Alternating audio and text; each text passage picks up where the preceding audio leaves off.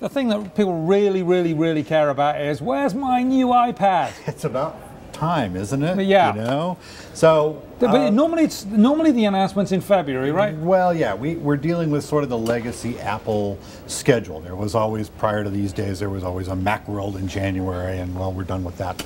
But so now we've got an early event in March, early in the year, according to reporting by my colleague John Pachkowski. Of all things digital. Of all things digital. It's a big scoop. Yep. A big scoop here. So March is the month, and we will have some kind of an event where Apple will demonstrate a newly enhanced iPad, creatively named the iPad 3. And that is, we just saw there the stock chart very close to approaching $500 a share, and that is partly driven by this news. Yes.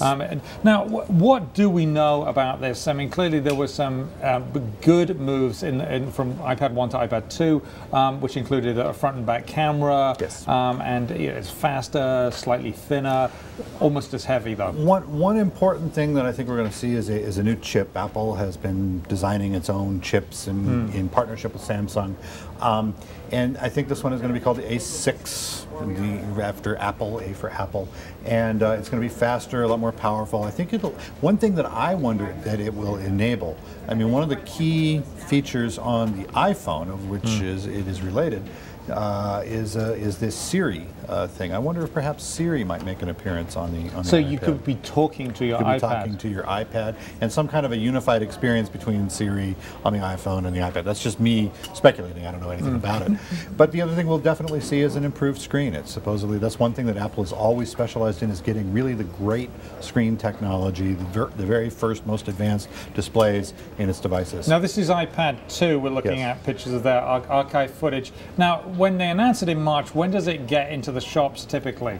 It's typically a roll of about 2 weeks, maybe 3. We've seen in the past, we've seen with, say, iPhones, we've seen announce in January or February, release in May or June, sometimes like that.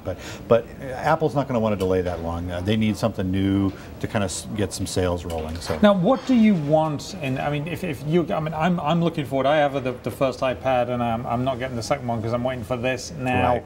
What should I want in this?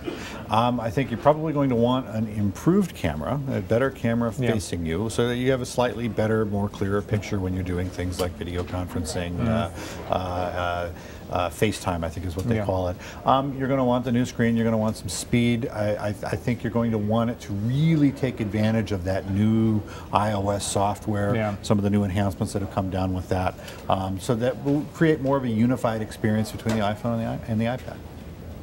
Do you think that we're going to have the maddening queues up outside the Apple stores where people are camping out there, like in the Samsung ads when they got everybody lining up? Is that going to happen, or is this sort of like, well, it's just another iteration? It really depends. Apple is very good at creating a new experience, bringing in a new marquee feature. Case in point on iPhone 4S, Siri.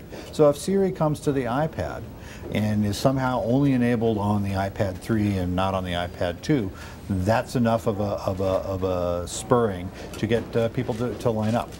If they don't have that marquee feature, it does become an iterative product, and then it becomes just with a better screen, faster chip.